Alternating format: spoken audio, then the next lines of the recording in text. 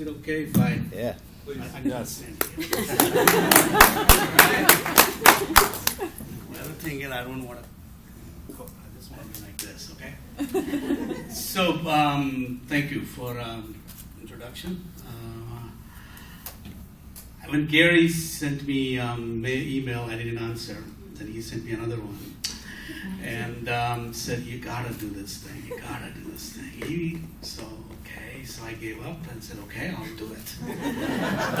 So I can tell you that your leader is definitely someone that you want to follow because he is very persuasive. He really will not leave you alone. So he sent me another email last night saying, I know you are retired, so I just want to make sure that you're coming. So I sent him a very simple answer, right?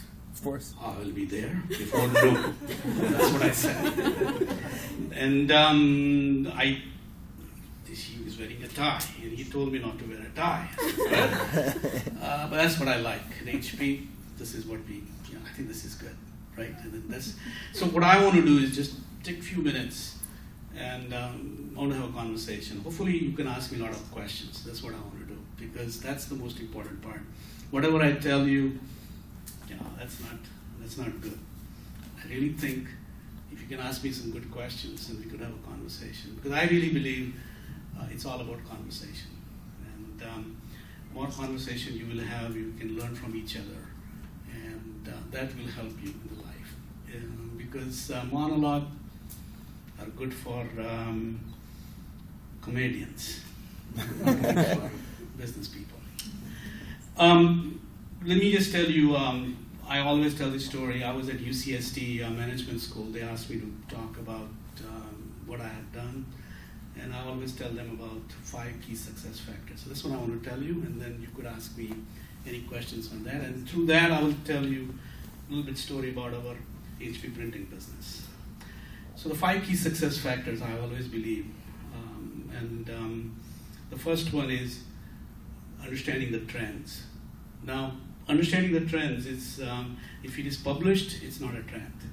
It's known. Then it's interesting, but not really to create contribution. So you want to really be way ahead of everybody in figuring that out. And I think that requires conversation. When you think about our HP's business, our inkjet technology was invented at HP Labs in 1979. And this engineer was figuring out how to do thermal print head. And he thought about boiling water.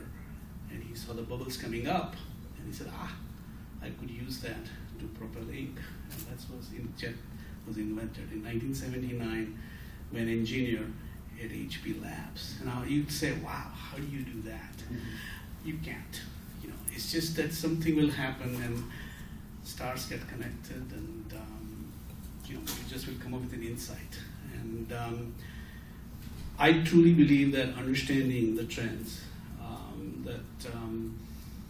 where we thought about inkjet, where do you use it? So we said, the PCs are going to become a big deal, and there is no printer to which you could put on a desktop.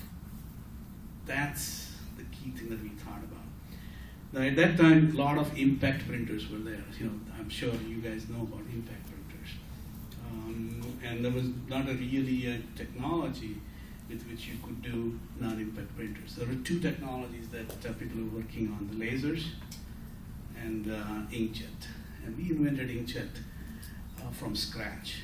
If you think about our inkjet printing, we did everything. We figured out how to propel jets, how to deliver ink, how to design cartridges. A lot of people talk about our business model, about giving away printer and then making a lot of money in cartridges. I'm sure you are familiar with it too closely, right? And they think that we are brilliant. I don't think so. The way we invented that model was we wanted to put enough ink so that ink will run out before the cartridge will fail. So there was a requirement that because the cartridge will fail with few drops. And we just said we need to make sure we put enough ink that when you run out of ink, but still it works. And in doing that, we invented the business model. And we were lucky, but we also are solving the reliability problem for the customer. So inkjet was focused on home, and laserjet was focused on the office. The key trend that we were saying was the PCs are going to grow, and people will need to print something right at the desktop. It could be in the home, it could be in the office. And we thought that inkjet will be the right technology for the home because you could do color, and you could do it at a much lower cost. That was the real value proposition. So when you think about value proposition of inkjet, it's the lower cost and really doing color well.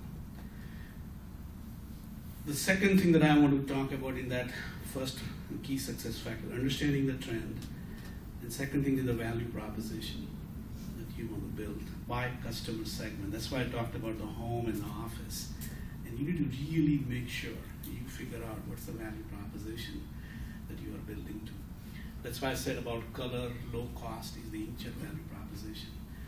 The value proposition for laserjet was productivity, that you could print very fast. Both technology and both printing were invented or introduced in HP in 1984. We introduced our first inkjet printer and first laserjet printer. Our revenue in 1984 for printing was 0. So think about, we built this whole business in from 1984 to 2012. So that's why this is an interesting story, and I'm going to tell you through my key success factors. So the first one is, I said, the trends, figuring out by customer segment a value proposition. That's a very important step that you take. The second one is the business model. How are we going to make money? You should always ask the question, how are we going to make money? Why customer will pay money for whatever the invention or the value proposition you have. And then you want to start with what the market pricing will be and figure out the cost structure you have. Not that the cost structure you got and this is the way you're going to price it. And that is a very important insight. So we introduced our first inkjet printer and we priced at $1,499, $1,500. And people will pay for it. You know? And the cost structure we had at that time so that we could actually make money at that time with the first product, not after 10 years. Right. At that time, we were able to make money at $1,499. The laserjet product was priced at $34.99. And the interesting thing was we were making money on the printer because we didn't have any cartridge revenue or profit. So we had to make money on the printer side. So second part is the business model. Third is partnership. In laserjet, we decided to use Canon as a partner. With inkjet, it was a proprietary technology. But partnership is extremely important. You need to figure out what you're going to do and what partner will do. It could be a technology partner, it could be a distribution partner, it could be a partner that will help you in manufacturing. Whichever discipline that you believe that somebody else can add value, the partnership is very important. The fourth one is your people. So I saw your videos of what you have done earlier. This is incredible. I think you want to hire, train, and retain the best people. Because without people, most of the people in my organization, I'm sure you guys know, are more than 20, 30 years at HP. It's unheard of. I joined HP in 1980 as an R&D engineer. Came from Ohio State. Yeah. I had no money. I walked to work. And I retired from HP after 31 years. So just that's what is unheard of right now. People will jump company to company to company. But let me tell you, it's about the people. After retirement, after 2 years, I don't miss any meetings. I don't miss any schedules or anything. I miss people. I just miss the people. I really had a great time with the people that I worked with. So that's the fourth key. And make sure that you take care of people. Because what I see right now in a lot of companies, that people are really focused on shareholder value creation, which is good, which is important.